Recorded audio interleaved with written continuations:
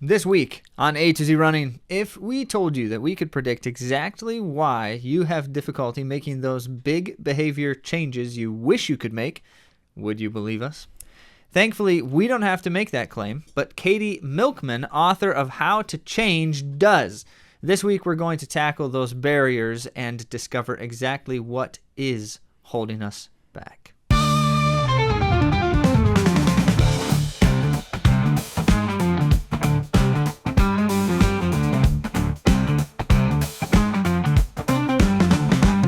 Hi everyone, welcome back to A to Z Running. My name is Andy. I'm Zach, and when I say the words fast marathon time, what number comes to mind?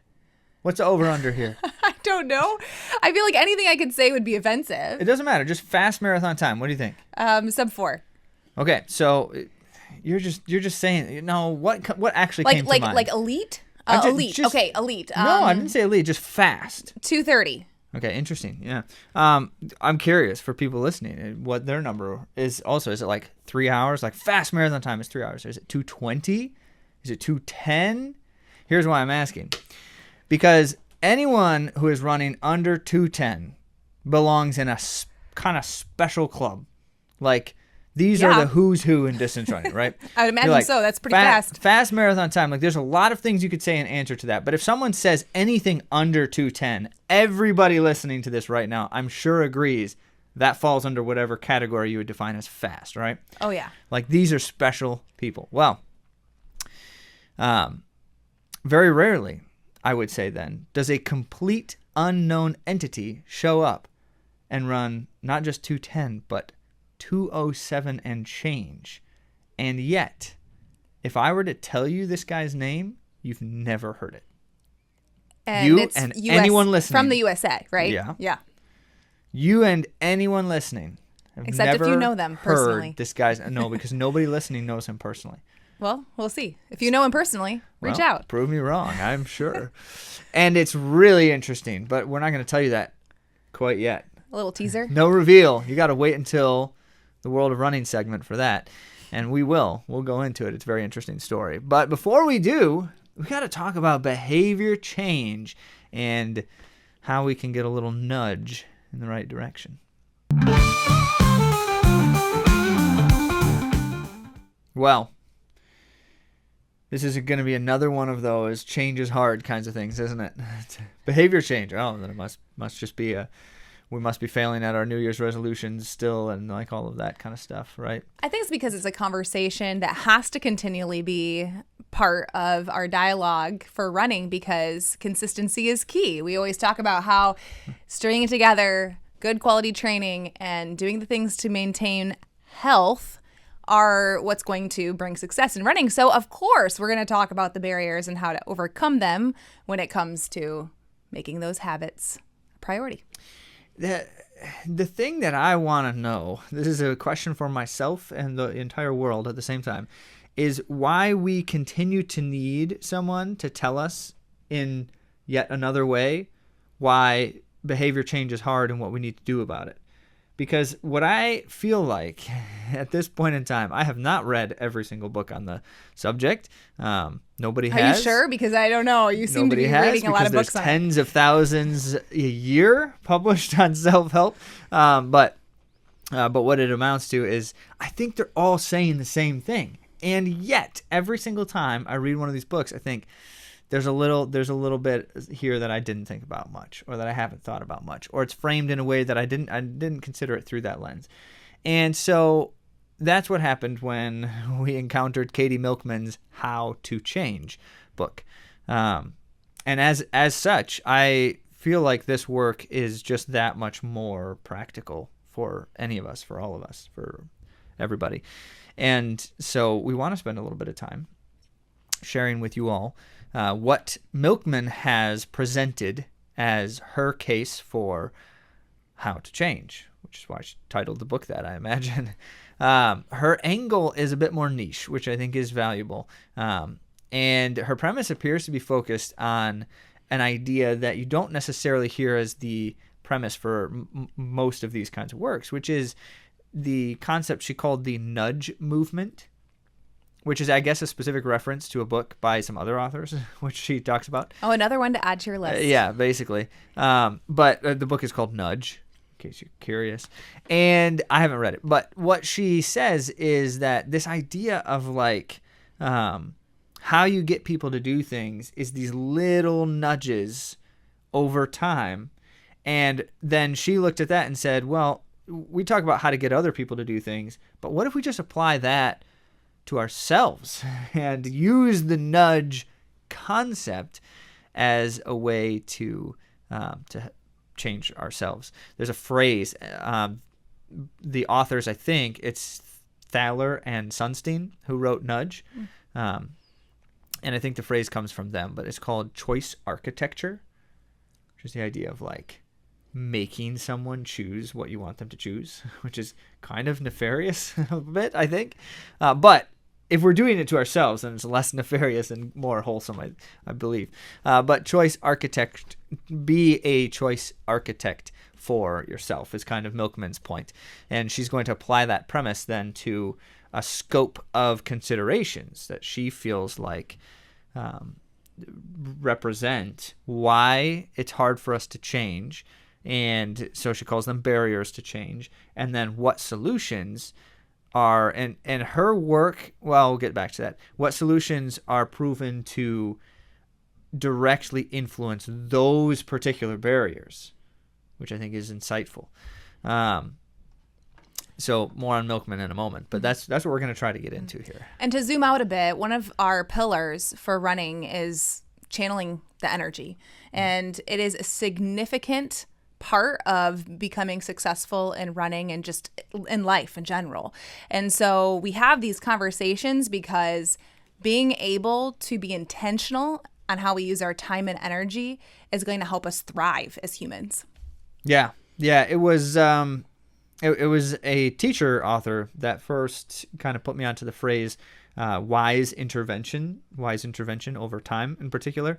And we started applying that phrase to our approach as running coaches, which we would then say true progress in terms of like achieving your goals as a runner is simply the result of implementing quality training over time. You could replace the phrase quality training with wise training, and you would achieve the same end. That's part of the same goal. That's what I think intrigued me most about Milkman's work is she's doing the same thing with behavior change. She's saying it's not about these great ideas that are out there and just everybody doing those great ideas because they work. It's about figuring out, in her words, diagnosing the specific barriers that hold me back and then which solutions can address those particular barriers and work for me. And so there's a kind of trial and error element to it. But much of that trial and error has already been done by other people. And so we can apply the lessons they've learned, at least. That's the idea. And all the solutions then fall under this umbrella of this nudge kind of mindset or this choice architecture approach, where it's not really about like making one big change, which is another thing we've talked a lot about. Small incremental growth, small incremental changes. It's about these little things that you're doing over time. Okay, so, and I should mention, if she makes like a kind of single conclusion at the end of it, she says that, in her words, the key is to treat change as a chronic problem, not a temporary one. Meaning, you don't just do it and then it's different. You have to continue to do the thing that helps you achieve positive behavior, and you have to continue to do it forever. Why is it a chronic problem, though? Because negative behaviors are a chronic problem, is her point. Okay.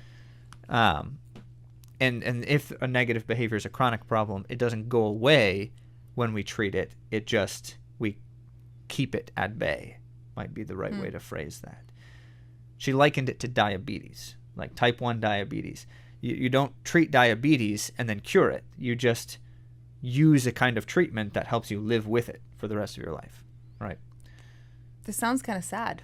Well, it's, I think, a little bit more honest about behavior than anything else. And here's the way I would phrase this. Actually, I'm jumping ahead of myself, but I would phrase it simply as, we live in a fallen world, and we are fallen creatures. Therefore, we can't get rid of the fallenness of the world or ourselves inherently. I can't just make myself perfect. I can't do that. As a matter of fact, my imperfections, whether they're always the same all the time, is not necessarily the question, but whether I have imperfections is an assumption that we must live with. And so, if I have imperfections, that is what we mean when we say it's a chronic problem. And so I have to be ready to implement the kinds of solutions that continually address the problem, not a one and done cure. Okay, so I think that I'm stating accurately the way she's trying to portray it. But this is backed by research. And so this is where I appreciate Milkman's approach to the work itself, because she is by trade a researcher in economics and psychology, and particularly focused on behavioral psychology and behavior change. And so everything she does in the entire book is, here's what research says about the problems, here's what research says about the solutions. And she does it the whole time. And she just gives study after study, like, this is an interesting finding, and it's backed by this or it's not. And, that kind of deal. And so, that I like that. You love that. I enjoy it. We also know there's a pitfall there, which is you can basically find a study that proves everything, right? And so one of Milkman's dynamics here is that she is especially focused on things that are proven consistently in many contexts over long periods of time or large quantities of data that are consistent. So that's not to say that these are perfect solutions or that no one will disprove any of this eventually. But one quick example of that is there's a comment we'll share here in a little bit where the idea of conditioning a behavior, and this comes back from like old research. You'll be familiar with this, Andy. They've done studies where it's like you can get a rat to do a certain thing with rewards. You give it the rewards, and eventually it figures out how to do the thing because the thing gave it the reward, like food or a snack. And so then eventually it starts doing that thing even when you stop giving it rewards. It'll still do that thing because now it's conditioned into it, right? It becomes a habit. Well, she actually makes a comment that connects to a recent episode we shared about a different work. It's funny how these things interweave, right? She talks about how that actually has been disproven in circumstances that are not consistent and predictable environments.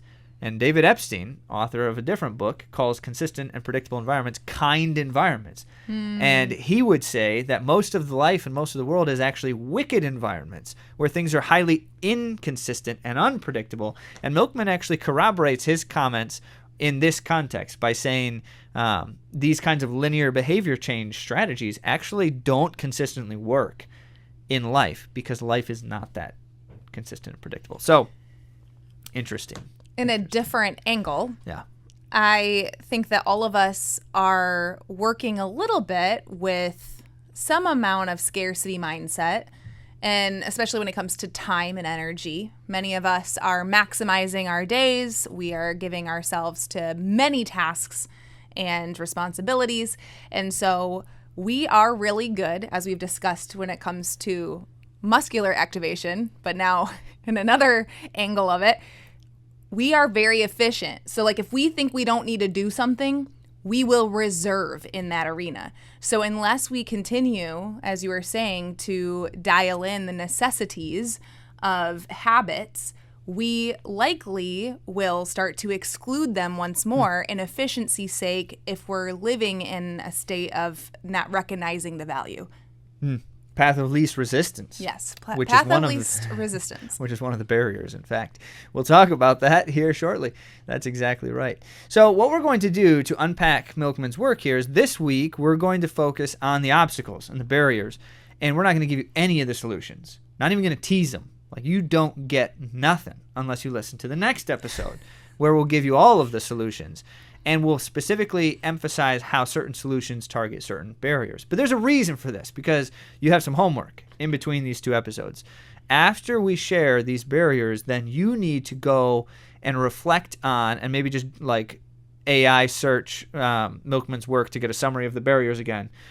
You need to reflect on which of these barriers are most applicable to you. Because remember, Milkman's whole premise is these are all possible barriers, but we all experience them in different ways and different quantities and degrees, I should say. And so we need to be able to identify which barriers are most prominent, because that's how we're going to actually achieve change, by targeting those barriers. By stepping out of denial, Zach? If you insist. If you say Always so. great for the first step to change. Yeah. Yeah. Okay, so now what we have to do is we have to figure out what is getting in our way and why those things are, in fact, getting in our way. And as you might guess, there's always going to be a clear and direct connection back to our running goals, because that's kind of the reason we talk about these things. Life change is good and important, but really it's all about running. So, He's being facetious. But in fact, there are some direct connections we want to make, because that is part of why you listen to us talk. So we figure we owe you that. All right. So Milkman's comment: change is hard because human nature, and so it's just that. And don't try to argue with her anymore about it. I guess is the way. But wouldn't that also be human nature to argue about it? When you present an argument and say this is because it's the way reality is, then people can't disagree with you, because it's like, well, that's just what reality is. We all will. Well, that means you don't live in the same reality as the rest of us. So figure that one out. But it's, as stated, it's got a lot more to do with just the bigger picture than it does with individual unique flaws. Change is not hard because there's something wrong with me. Change is hard because there's something wrong with all of us. And I don't think that's not Milkman's words, by the way. That's my words. She just talks about human nature. I am going to talk about it from the standpoint of we're actually broken. And that is why it's hard. It would not be hard if we were perfect, but we're not. So we need to do something about that in the moment, in the interim, to try to at least improve upon our flaws. That's the goal here. All right. Now, that said, if change is hard, positive change is even harder, and all the studies seem to corroborate that. So let's see why. We're going to talk through 7 barriers. I think there's 7. Test me on it at the end, whether we have 7. The first is getting started. So, surprise, surprise. You want to do something, the first step is the hardest, they say. It's not actually true, by the way, but it is hard. And so that is going to be the case no matter what. And for most of us, that is some degree of one of our big challenges. Past or current failure is part of why change is hard. By getting started, I should say, is hard, because when we have passed or we're feeling like currently we're in a state of failure, it kills our motivation. Studies consistently seem to show that if we've done something poorly in the past, we are far less likely to try something new with it in the future. So that makes it hard. And then also, current success makes it hard for us to want to make a change. So if you have failed, it's hard. And if you have succeeded, it's hard. And so now we see why getting started is difficult. But that's actually a really interesting part of some of her studies. They were finding that people who are currently in a state of success with something got worse if they made them change something right away, because it harms our motivation. We were very successful, and now we're starting something new, and it's not as easy as the thing that has been going well, because it's new. So what that leads us to understand is that there are actually better and worse times to try to change something, and that we'll get into some of the solutions later on. But the reality is, getting started is itself one of the barriers, and we need to have good strategies that help start things. And to orient this with running again. Yeah. The failure piece of it, or like injury piece of it, having had those are a barrier, even if it's subconscious, where it's like I'm starting this thing again, and now I have this worry, this fear that's holding me up and keeping me from really diving into starting where I'm at and not skipping ahead and not fearing this past thing. Sure. Yeah. Yeah. How many people, this is partly relevant to your comment and partly just broadly speaking with this challenge. How many people have finished a training season, take a little break or something like that? Maybe it's an injury, maybe it's an illness, or you just actually on purpose took a little break. And then you start again and you say, wow, I am not as fast as I was. You've never said that, Andy? I've said it. Yeah, so every single one of us does this because we don't understand how fitness works. That's why we say this to ourselves. But I was joking in my own head. Like I was telling myself a joke and making myself laugh while I was running yesterday. Did you know that? No. Here's why. Because I was running and I was doing a 10-mile steady run, which is something I do twice a week, basically most of the year. I love it. It's great. So I'm doing a 10-mile steady run, and I'm in the midst of the run, and I did know, like, I wasn't timing the run, so I didn't know like what I was actually running per mile or anything. But I knew when I started and when I was at a certain point, like about halfway type of thing. And so I glanced at my watch, just seeing the time of day, and knew then at that point about how fast I was running. And I just like immediately told myself, I was like, it is so funny right now because this is exactly, I'm like running 30 seconds per mile at a minimum slower than I was doing these run types not 6 months ago, not even 4 months ago. And I just chuckled because I was like, I knew to expect that in that instance. But at the same time, I also knew how easily that could discourage even me in that moment when I was self-aware in that moment. If I wasn't self-aware, it'd be even that much easier to discourage me. But it's kind of just the way it works, right? Yeah. So, I mean, we feel like we want to start something new. Let's use the idea of general strength and mobility work, things that runners don't do enough of, and every single runner says, I should do more of that, and doesn't. So we're going to use that for our example going throughout this. And the reality is getting started with something like that, the first thought most of us have is, man, every time I try to do this, it just doesn't work out. I never stick with it. And immediately I'm less likely to start a new habit because that's the way I'm feeling about it. That's tough. Yep. Okay. Well, anyway, self-fulfilling prophecy is kind of a part of that challenge. Let's talk about the next barrier, impulsivity, which the author also likens to the concept of present bias. Present bias is the idea, and I'm going to quote her, economists call this tendency to favor instantly gratifying temptations over long-term rewards, present bias, though its common name is impulsivity, and it is unfortunately universal. And I quote. So don't feel badly. Right. But also be aware of it. Right.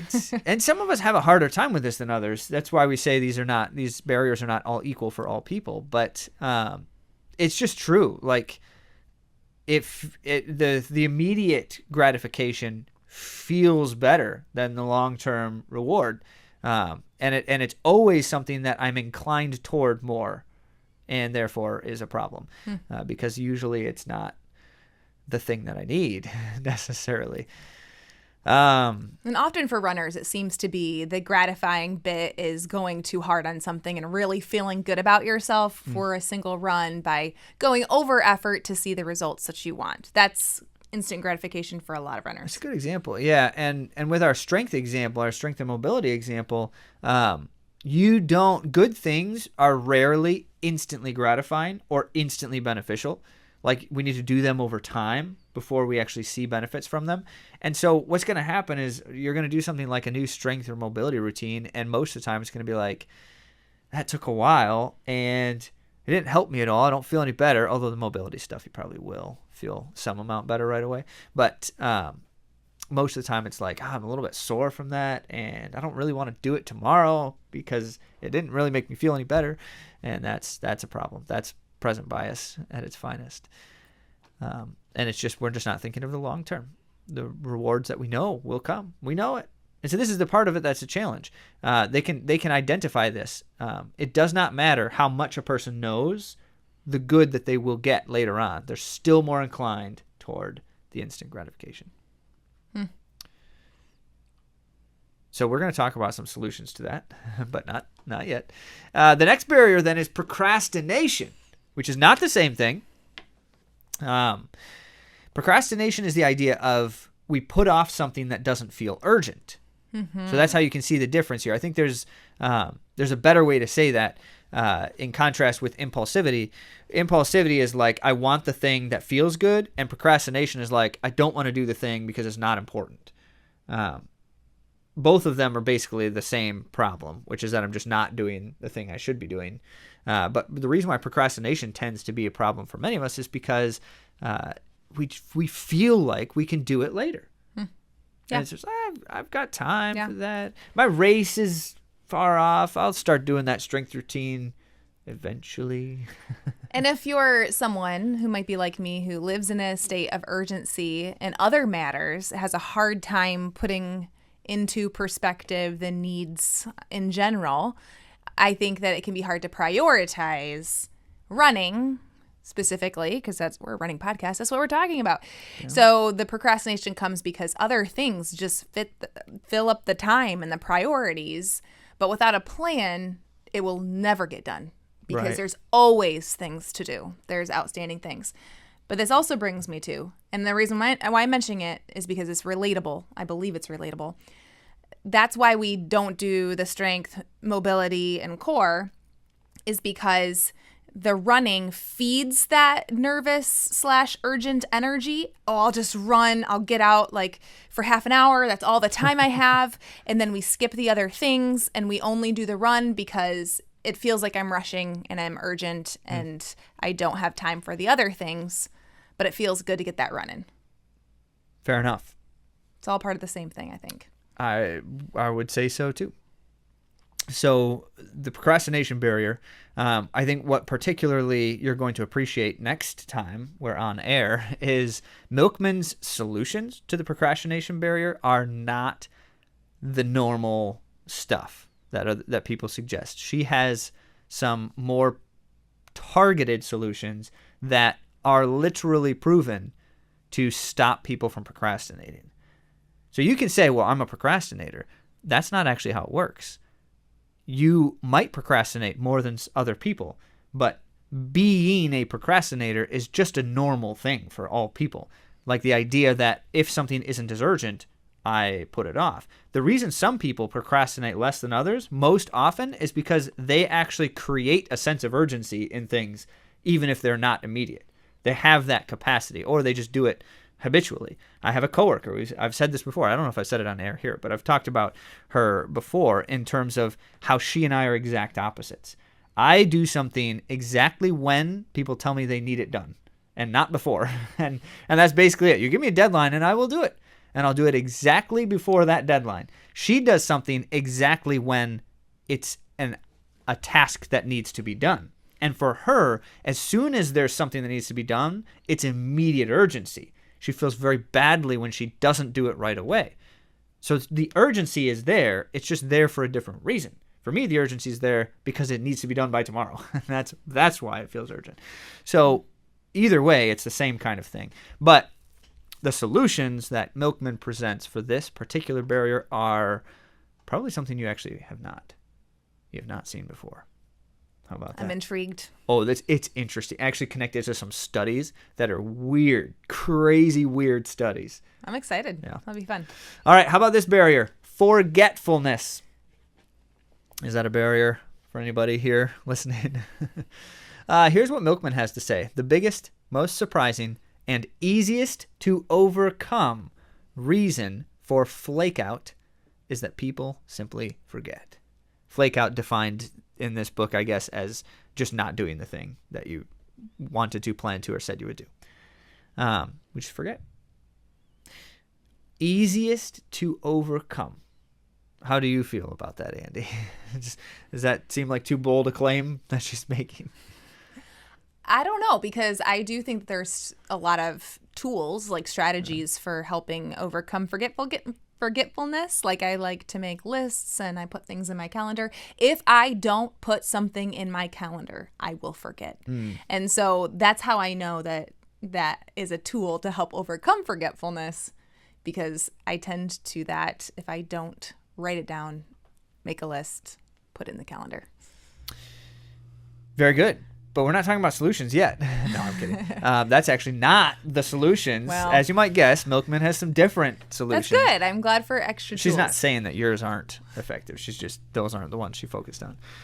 But here's where my flaw comes into this one. I am tempted to say things like, forgetfulness is getting worse. Like, it's worse now than it's ever been. And then Milkman references an 1885 study. And I'm like, oh, well, she did that on purpose, I think, because we're tempted to say social media, the internet, etc., are reducing our memory or harming our forgetfulness, or increasing, rather, our forgetfulness. And that's probably true. That's probably true. We have evidence to suggest that. But Milkman works for companies like Google and others, and so I imagine she doesn't want to make them upset with her by saying that. I mean, I will say, I have picked up my phone to do one thing and then got distracted by another. You and every other human on the planet. I would imagine so, but I can only speak from my own experience that, yes, I forget more because of my phone. Yes. Yeah. I'm quite confident that there are some studies that say since the inception of the iPhone that certain kinds of forgetfulness have astronomically risen, not just risen. But whatever the case may be, the 1885 study, it's a famous study, is the guy who tested like how long it takes to forget things. And so it's just like random, like letters and numbers sequences or something, right? And he found that it takes about 20 minutes to forget almost 50% of what you have learned in a given time. And that's only short-term memory, right? You could say, but there's some other things that over the years have corroborated that repeatedly. Interesting. So forgetfulness is hard because it feels like it's kind of just a reality, like it just happens. How can I do anything about that? And yet Milkman's going to claim it's the easiest to overcome, and present strategies that, in fact, have been proven to do just that. So we like it. We're going to address it. But when it comes to the running side of things, I think this is actually very, very common. It's things like, this week I was going to do some strength and mobility stuff, but I had some busy things, and I was going to do it after this run, but then I got back from the run, and someone was asking for my attention, like a kid, a family member, my phone was going, and I just forgot. I didn't do it, and then I forgot. And then I forgot the next day, and by the end of the week, I realized, I forgot to do that at all this week. And if that's happened to you, you're not alone. But you are a failure. He's talking to me. I went kidding. a week without it. Did you forget a few times this week? I did. Oh, no, Andy. I know. But I need to do it. Otherwise, I will get hurt. So. Yes. Yep. It's true. You've heard me say it. Yes. That's true. I did do some things, just not all of it. All right. We'll come back to that because we have solutions for you next week. Barrier number 6 or 5, I think. Barrier is laziness. Oh, man. So Milkman's very direct here. She's like, you know what? We're just going to call it what it is. It's laziness. And then she'll reference a concept of inertia within this. But path of least resistance. Following the path of least resistance is actually what Milkman is referring to as laziness. Like we just do that naturally, but that we are doing it is lazy of us. And if I haven't said the word lazy enough yet, but I'm not trying to make you feel badly about yourself. Just know that you might be lazy. So think default setting for a second. Here's the quote from Milkman. Habits are the behaviors and routines we've repeated consciously or subconsciously so many times that they've become automatic. They are essentially our brain's default setting, the responses we enact without conscious processing. And so her point is that we just will do that because that's the default. But allowing the default to happen when we want something else to happen is a kind of laziness. And her point is we can do something about those defaults. That's where the solutions will come in. But I think the key premise here is she's not actually talking about laziness as like a character flaw. She's talking about it as like a cognitive state. This is why I first wanted to make people annoyed with me for calling them lazy. Because she's not actually saying that you're being lazy. She's saying that it's a brain kind of cognition. And so we use less of our brain when performing habitual things. Yeah. And it's just simply more, it's easier to not think about it. By the way, there's an interesting reference here. Angela Duckworth, who is the author of Grit, one of her most famous works, which, by the way, a lot of people have, and including her, have debunked some of her claims in that book because of new research and new findings. But still, a seminal work, and much of her work is quite profound in the industry. But Angela Duckworth refers to this, what I was mentioning earlier, the operant conditioning concept, which is like the animals, you can condition them to do something, but then it's like it's really a kind environment when that works, and in a wicked environment it doesn't really work because things are unpredictable and all of that. Angela Duckworth is part of a group that researched more things to realize truly that that's what's happening. But she also was commenting about the idea of self-control within this. And we want to aspire self-control, or rather assign self-control to the people who are or are not following good habits. And so it's like eating well or exercising regularly, right? And so like that person has really good self-control because she's not eating junk food, or that person has really good self-control because he's taking the extra time to do his strength work. And she's like, well, actually it's really just not self-control most of the time. It's just that they have established good habits, and it's an automatic thing for them. Like for some people, it's literally an automatic thing to, when I feel hungry, go get vegetables for a snack and not baked goods. Wouldn't that be nice? So self-control can be a thing for people, but it's usually when we attribute self-control to the reason why someone's doing something well, it's often different than that. Okay, so when we would talk about things like injury scenarios as runners, and we get hurt, we follow the path of least resistance, right? We don't have a good default for like, what do we do when we need to do something different? And so we feel that nagging injury and we just keep training. Why do we run through something that clearly is wrong? And then it gets worse. And then finally we get to a point where we just really can't run anymore. And now we've busted ourselves. Yeah. But that's because our default didn't have a way to accommodate that moment when I thought something might be wrong, but it wasn't too bad yet. We need to change that default. And I think it's also important, and this is just a little share time. I won't take too long to do it, but so it was about 6 years ago, I ran the Olympic trials marathon. Almost exactly, right? Almost exactly. On actually, this day. Yeah. And I have not run a marathon since then.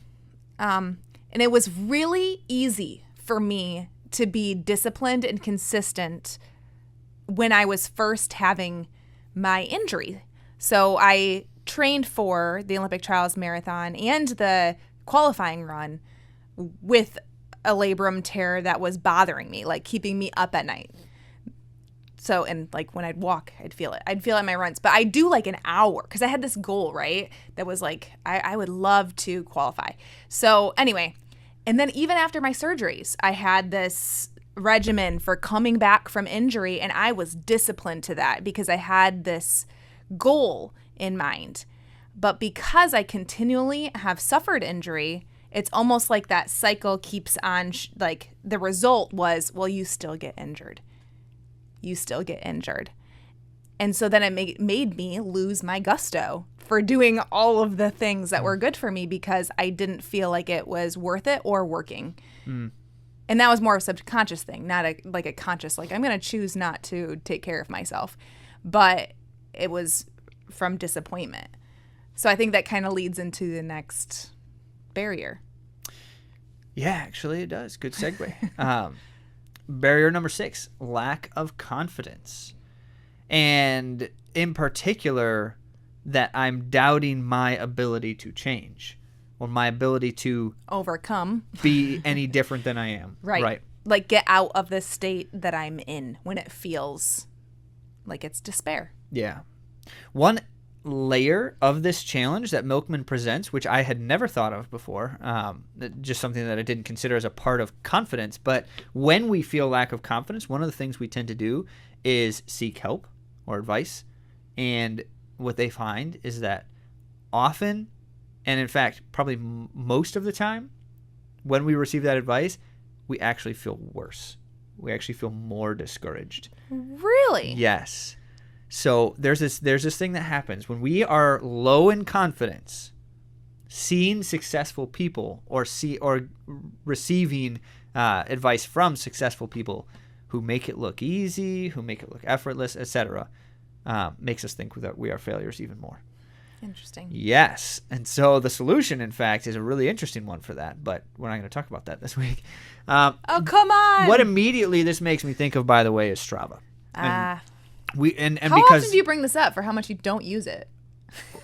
Who uses Strava? I've heard many people say these exact words. Well, paraphrasing, but as many people say that it has frustrated me when I'm just seeing all of these people posting all their runs on Strava and they're just doing so well and they're killing it, and I'm just not there, and it makes me feel worse about myself. And how many people have said that about social media? Like, that family's just got it together. And it makes me feel worse about my family that doesn't. Or these people are going to all these cool places and I'm not. It makes me feel worse. Well, actually, that's a pretty consistent thing that happens. And our participation in those environments where we're getting even more of that is kind of like, masochistic. Like, we're harming ourselves worse sometimes. I don't know what you're going to say next week for the solutions, but I have to say that there is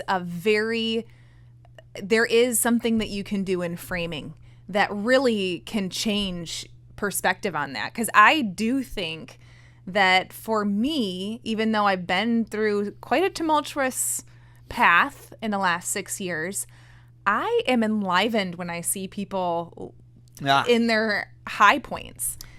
It does have a lot to do with how you are perceiving your own or their. Yeah. I do think there is an element to my personality. I am an enthusiast and I'm a cheerleader for people. So to see other people's success does not bring me down. It really doesn't. That doesn't mean that I don't struggle with lack of confidence, but I have been able to eliminate the comparison or the coveting of other people's journeys. So that is possible. I just want to put that hope out there that you can celebrate other people's wins and celebrate their successes and enjoy it without living in your best moment. Part of this comes back to Milkman's comments about these are chronic things.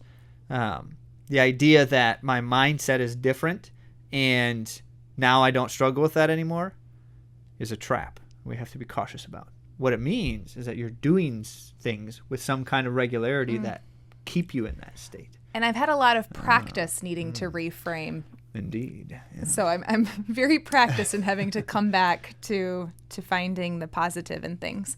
But that doesn't mean that you don't accept the low that you're in and feel the feelings, but there is a lot of hope in reframing. Well, this last one actually connects somewhat to that discussion. The last barrier is conformity. Now, why is this a barrier? People around us influence our behaviors.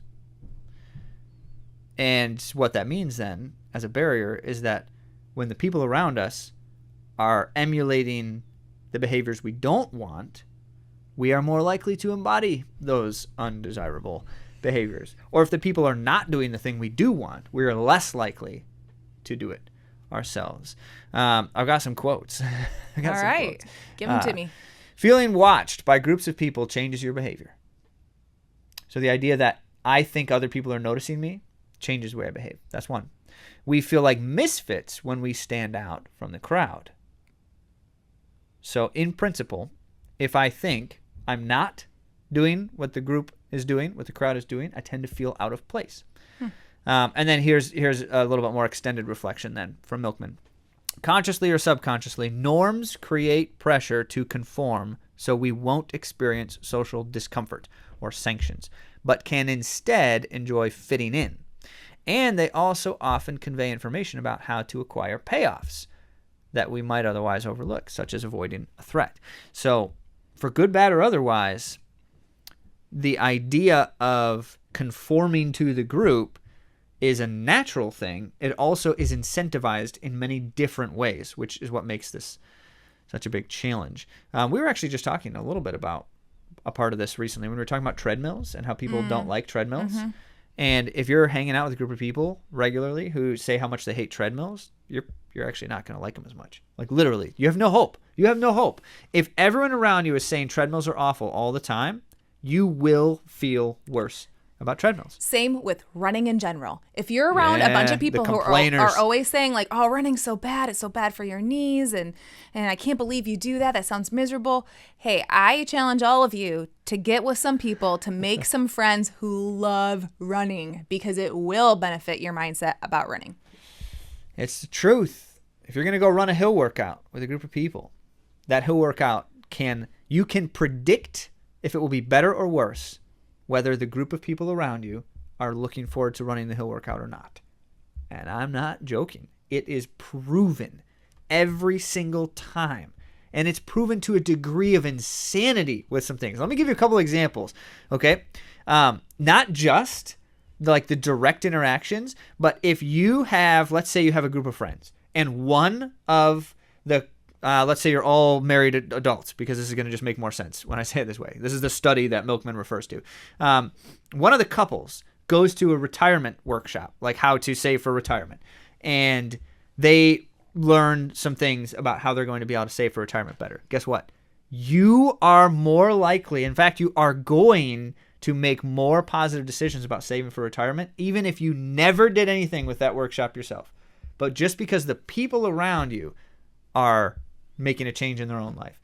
And so it just sounds like magic, right? Sounds like that can't possibly be true. And yet it is. They find in cohorts of students, they can actually predict whether a cohort is going to improve or plateau or get worse academically based on the group they're cohorted with. And so there has to be some amount of like isolation. You have to literally be around these people with some regularity, some consistency. But like that is absurd. I bet there's all kinds of variables with that, though. Like, who's the Sure. person of influence in the group? The person who is... Oh, see, now you're trying to find... But that doesn't matter. It doesn't matter. It only matters what the nature of the group is. How Gotcha. it got to that point and who's influencing it or not. Got it. So what we have to do as a result of this is we have to think like the people around us, the way Milkman presented it was for our entire lives, we are being shaped by the people around us, whether we want to or not. And so she references that old advice that your mother gives you, like, don't hang out with those kids because they're bad, right? Well, she was right. You should have listened to your mother.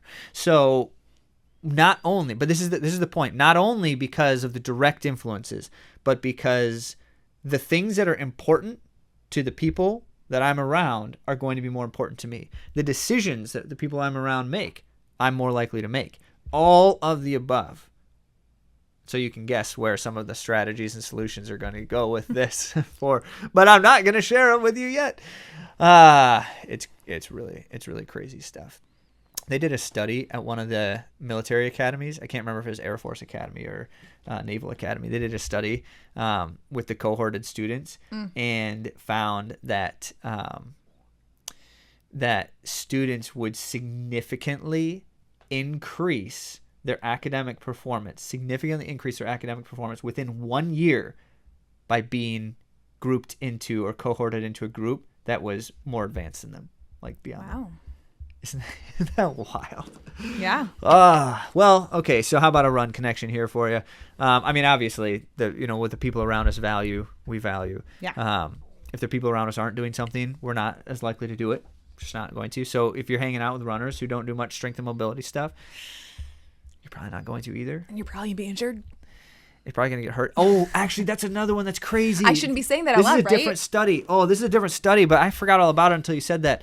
They found out across a number of scenarios, they found out that athletes who were with other athletes who were injured, even if they were healthy, were more likely to be injured because the rest of the cohort was injured. Oh. Isn't that weird? Oh, bummer. I thought you were going to say the opposite. I thought you were going to say it's when you're injured with another person, it's good that you have each other to do all the stuff together. No, I just mean that for some reason, the nature of what other people are experiencing influences my experiences. Now, don't tell people that. They're not going to want to hang out with me. Well, this is important because Milkman actually specifically said, she's like this, but this shouldn't be like, we shouldn't be the kind of people who say, well, we're just not, I'm going to cut that person out of my life because They're injured.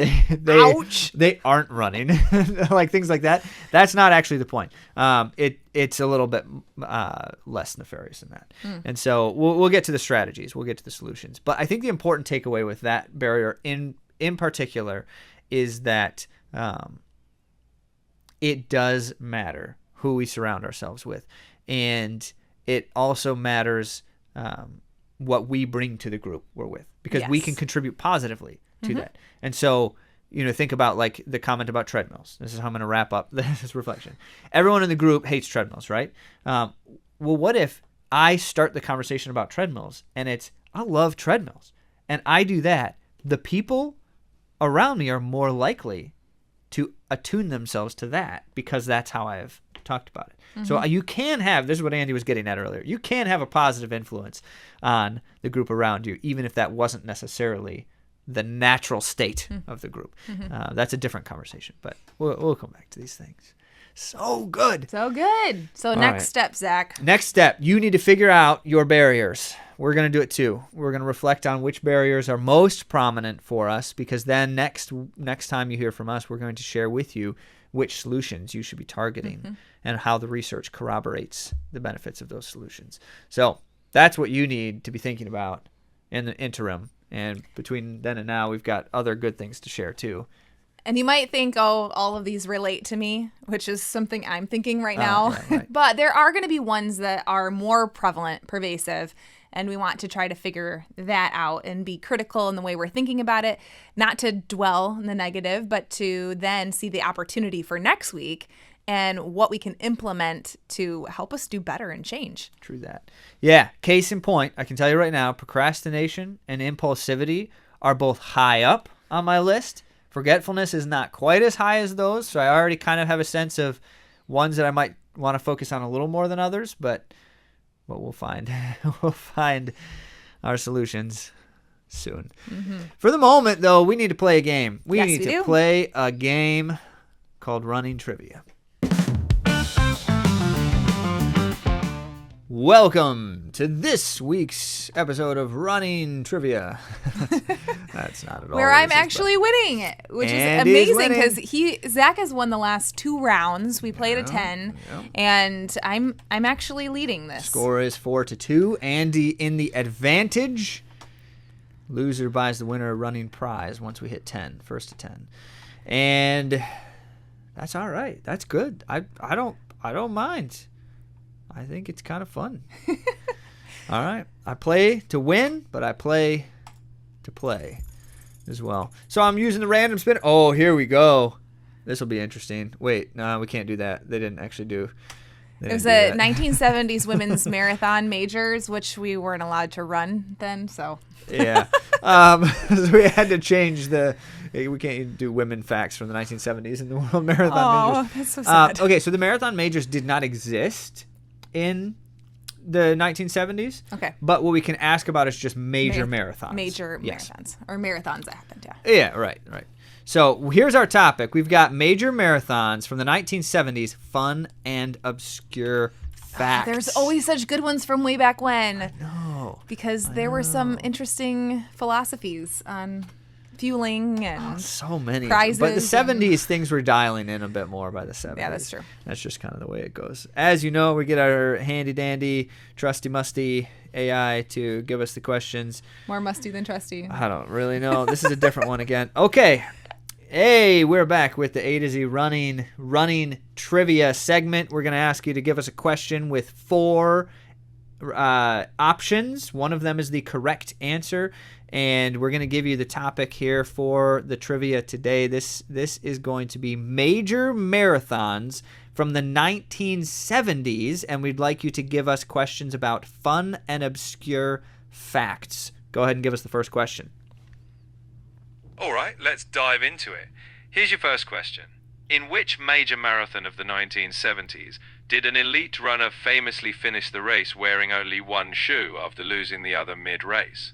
1. New York City Marathon 1976, 2. Boston Marathon 1973, 3. Fukuoka Marathon 1971, 4. Honolulu Marathon 1978. The correct answer, Boston Marathon, 1973. I was going to guess that. Oh, but you were supposed to wait. You were supposed to wait. We need to guess it first. I was going to guess need to it. guess it I'm so first. disappointed. Okay, I'm going to give Andy the point, and here's why. Because I had my guess already as well, and my guess was New York. Oh. Andy's guess was Boston. Are you sure you want to give it to me? Yes, Okay. because I already knew what I was going to guess. Yeah, I did Andy too. got it. We'll give it to her, the Boston Marathon. Okay, next time for the next question, wait after you give us the options, and we're going to guess which one we think is correct, and then you tell us. Is that okay?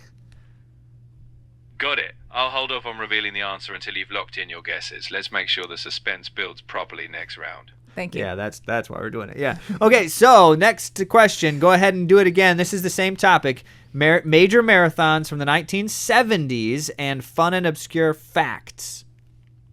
All right, let's do it right this time. Here's your next one. In the 1979 London Marathon, what unusual object was carried by a runner for the entire race? 1, a vintage typewriter. 2, a large umbrella. 3, a full-size ladder. 4, a 5-foot inflatable duck. Once you both have your guesses, I'll reveal which one's correct. This can't be real. Okay, I have my guess. I You have do your too. guess? Yep. Okay, 3, 2, 1, go. We both guessed the umbrella. Okay, what was the correct answer? The correct answer is actually a full-size ladder. Yes, someone ran the marathon with a ladder. No. Quite the spectacle. That's amazing. No. Okay, double check that right now in live. Are you sure that is a true fact? I should clarify. That's a fictional example purely for your trivia game. I didn't source a real historical event. What? But it's fun and obscure, which was the brief. Let me No. know if you want only strictly factual questions. Yes. Only strictly factual questions. My goodness. Oh, okay, we have to scrap that one. We got to go with the next. Okay, give us another question. This time, remember, these need to be factual, historically accurate questions. Okay. With one With accurate yes, answer. one of the 4 options is correct. All the others are incorrect. Okay, give us another question. This time about major marathons in the 1970s, fun and obscure facts that are historically accurate, and one of the 4 options needs to be correct and all the others need to be incorrect. And make sure that you give us a moment to guess before you say what the correct answer is. Okay, go ahead. Understood. Purely historical and accurate. Let's go again. Which 1970s major marathon was the first to officially allow women to compete alongside men? 1, Boston Marathon 1972. 2, Berlin Marathon 1974. 3, New York City Marathon 1971. 4, Chicago Marathon 1978. So Okay. officially. Yes, officially. Officially. Do you have your guess? I'm like now waffling. No, not yet. Wait a second. Okay, what are you thinking, Andy? Okay. Well, now I'm thinking New York, but I was Wait. thinking Boston. You gotta. I didn't give my guess yet. We You- gotta you do 3, can. 2, 1 Okay, guess. 3, 2, 1. 3, 2, 1 guess. Boston. I don't know what the number is. Uh, And you're thinking New York. I said that first, even though Okay. that's a pure guess, and I was thinking Boston to start. What was the correct answer? The correct answer is the Boston Marathon Oh. 1970. Yeah. Well, I did know that. I just was thinking, what was that the first? Because yeah. I know that whole thing happened. Yeah, right. Okay, so you've got one. I've got one. So we need a tiebreaker, don't we? Yeah. Okay. All right. Give us one more question. Same thing. We're looking for a question about major marathons in the 1970s, fun and obscure facts, and they need to be facts, historically accurate statements. Give us a question with 4 options. Only one of them is correct. For your tiebreaker, in the 1970s, which major marathon was the first to use official pacers for runners aiming at specific finish times? 1, Chicago Marathon 1979. 2, New York City Marathon 1978. 3, Honolulu Marathon 1979. 4, Fukuoka Marathon 1976. Lock in your guesses, then I'll confirm the right one. Mm-hmm. You got a guess? Yeah. Okay. 3, 2, 1, go. I'm guessing New York. I guessed Japan. Okay. What was the correct answer? The correct answer is the Chicago Marathon in Both 1979. wrong. They were among the first to introduce official pace groups to help runners hit goal times. Looks like that seals the tiebreaker. All right. Well, there you have it, folks. We each get 1 point, which means Andy maintains her lead. All right. It is now 5-3, and if you were playing along, which you should when we played, then you had to deal with some troubles with the AI misleading us, but at least it owned up to it in the end. Yeah, and maybe it gave you an idea of something you can carry on your next marathon to be obscure. Full-size ladder. Let's make it a true statement, shall we? That was a little too much for me. It's funny. Well, that's the running trivia segment. Now we can get on to some literal running news and share with you the latest from the world of running. Here we go, everybody. The world of running updates always begin with some shout-outs to A to Z runners doing the running thing themselves. Congratulations and always exciting times. Joe and CJ both did some January events that we missed in our previous update, so we want to give a quick shout-out. CJ was pacing a half, but still ran it, and that's always fun. And then more recently, at the Gasparilla Distance Classic, Elijah ran his debut 15K. As you know, a debut means a personal best, so that's fun. And Kendra ran the YMCA Mini Indoor Tri to finish first overall. I guess you don't really run a triathlon. She did a triathlon. First overall. Congrats, Kendra. Very impressive. All right, so let's talk about some crazy things happening in the universe around running, because it's just been interesting and exciting. Even though this hasn't been a time where there's as much competition going on, it's still been. And so let's start with Keely Hodgkinson. Keely set a new world record. Let's just lay it out there right now. It was thrilling. 800 meters indoors, the previous world record, which had stood since the day Keely was born, because the world record was actually set the day she was born, which is kind of a weird fun fact, which I believe is about 23 years. And she broke it by almost a full second. Incredible stuff in the 800 meters. The previous record, 155.82. She ran 154.87. And this off of pace lights that were set at 153.8, which is ambitious. Might be on purpose. I mean, go out fast and slow a little bit. That's a normal 800-meter strategy. But taking a full second off the world record, she's also got the indoor 600-meter world record. So Hodgkinson's just firing on all cylinders right now. It has been said that she is very much capable of these kinds of times more regularly if she can just stay healthy. And her comment after the race was, this is the first winter season she's been able to train at 100% and fully healthy, and apparently it shows. So congrats to Hodgkinson. Audrey Verrill, by the way, of Switzerland, also went out with Hodgkinson, but couldn't hack it and ended up, I believe, in second or thereabouts, but 4 seconds behind. So well done, Hodgkinson. Very impressive stuff. Let's talk about this marathon teased at the intro. Remember, I mentioned this guy runs a marathon that you've never heard of, and yet he ran under 2:10. Not in fact just under 2:10, but it's 2:07 and change. Let me tell you about this runner, and when I finally reveal his name, you'll realize you've never heard of him before, which is just incredible. He was a respectable high school athlete, certainly running strong times, strong performances, ran collegiately, but never quite hit it. He was just hurt the whole time. And really, I mean, he just ran 1 or 2 races and nothing special, which is a bummer. So he basically quits the sport, moves to Japan, just, life changes. Decided he wanted to do something fun, and discovered that things were actually going pretty well. He actually was going to run an ultra, and which is something people do in Japan, I guess, for kicks. And in 2024, en route to some of this running, ran his first sub 15-minute 5K, which the good high schoolers do that without batting an eyelash.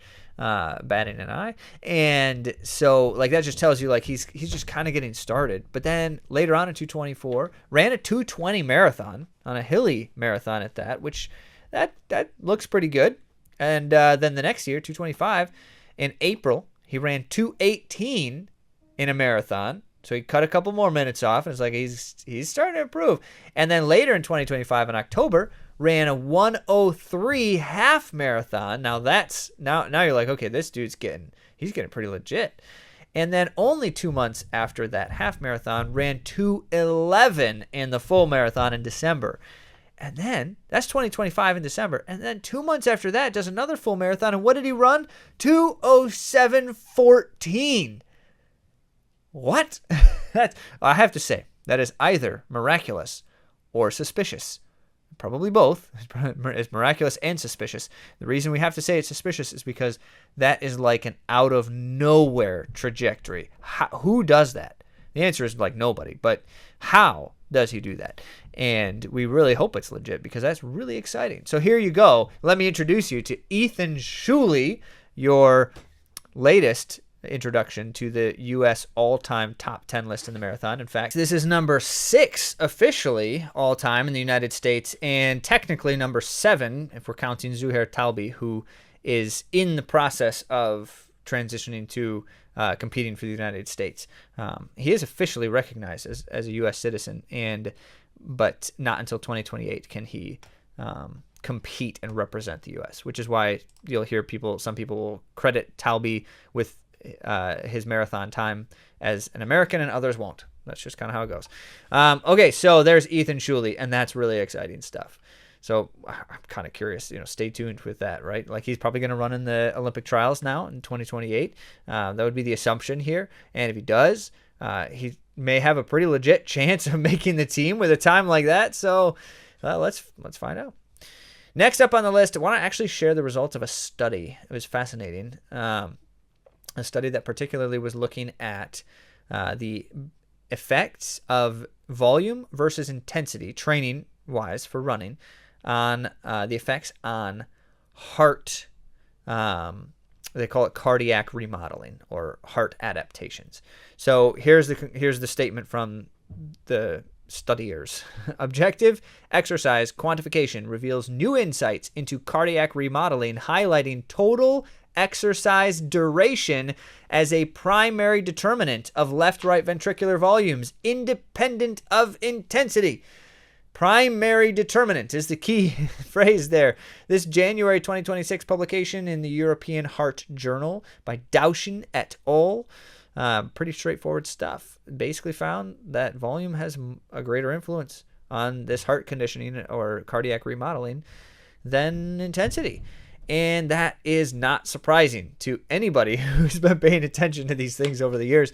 But what it is it's a kind of proof of what many have found to be instinctual. Arthur Lydiard himself, long before anyone was studying this, was like, this is better for your heart. Better for your heart to run longer volumes at easier intensities than to run more intensity.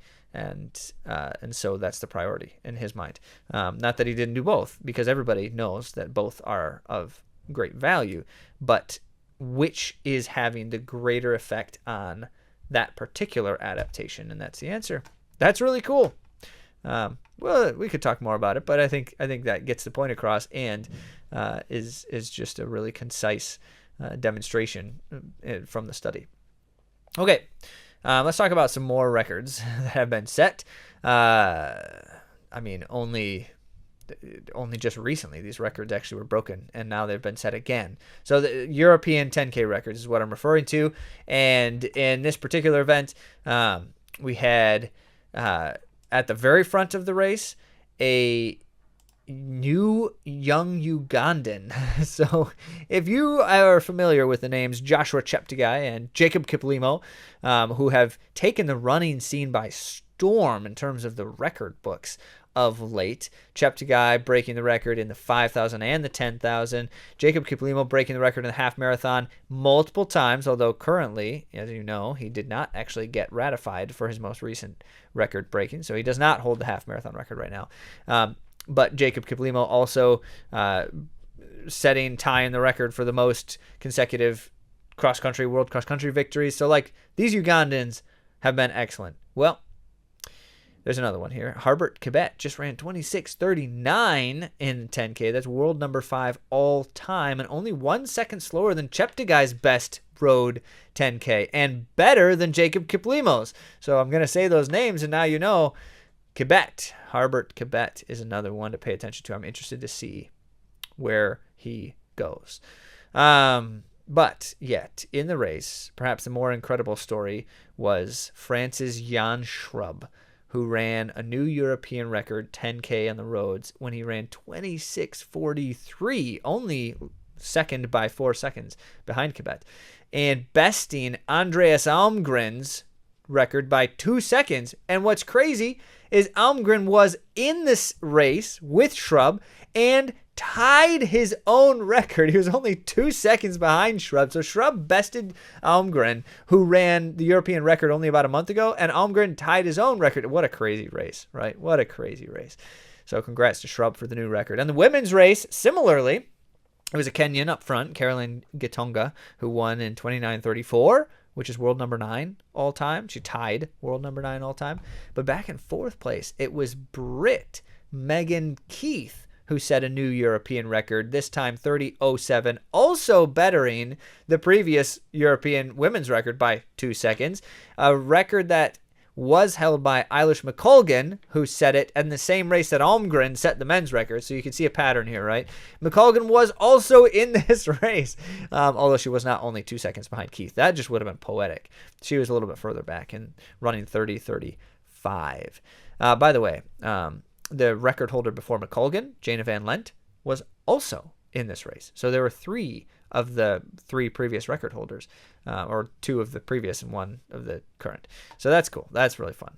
Really exciting things on the European road running scene.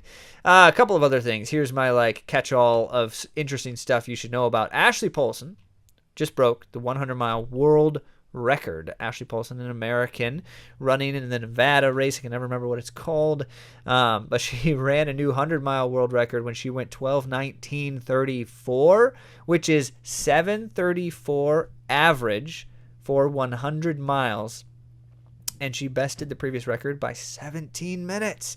17 minutes. That was, and by the way, that record was also a big chunk off of the previous record, when it was an Irish woman at Tunnel Hill who broke it not long ago. So we're just chopping huge swaths off of records right now. It's a little bit out of control. By the way, Polson should be a familiar name in the ultra world. She has won races like Badwater, 135. She's got the course record there. She has won several other prestigious races in the 100 to 200 mile distances, which is just absurd stuff. And so she's somebody that people do know about. However, you have to always provide caveats when the caveats are there. She was previously a triathlete, but was banned for doping in 2015-16. Apparently it was a minor infringement. It was a short ban, but it is of note. She, after that, moved from triathlon, focused more to ultramarathoning over time. Here's a new one for you. A guy ran 2:36 in the marathon in jeans, in a pair of blue jeans. He holds the Guinness World Record, by the way, for pull-ups in 24 hours. This is Truett Haynes. If the name is unfamiliar to you, that's okay. He apparently, his signature deal is running marathons in jeans. He actually holds the Guinness record for the marathon in jeans. It's not this. It's a couple minutes faster than this, which he did, I believe, about a year ago. But just go figure. Yeah, he's sponsored by a jeans company as well, or it's like some kind of endorsement deal, and they raise money for charity also. So why not run races in jeans? He has a really funny quote after the race about how it's kind of painful but worth it, which I think is an understatement, but okay. By the way, anyone curious how many pull-ups he did in 24 hours? 10,001, I believe. But 10,000 pull-ups in 24 hours. That's something that a human has done, I think. Also, lastly, I should say, Yamane Berancrippa, the Italian sensation on the roads, just set a new Italian half marathon record, running 59:01, which is right there on the mark. That's always a tough one when you're that close to a benchmark. But that is the European number 2 all-time performance, behind who other than Andreas Almgren, who holds the European half marathon record. So a strong performance from the Italian Crippa as well. There's a lot more to talk about. The next time that we're talking to you is probably going to be things like indoor championships types of results, which is going to be really exciting. And then not long before the World Indoor Championships as well. So many great and fun things to share. Just remember your homework before our next episode. You need to listen to those barriers to change, and you need to identify which ones are most prominent for you, because when we are back on, we're going to be sharing with you solutions based on which barriers are prominent. That's it for right now. Thanks for listening. Thanks for joining us, and we will talk to you again soon.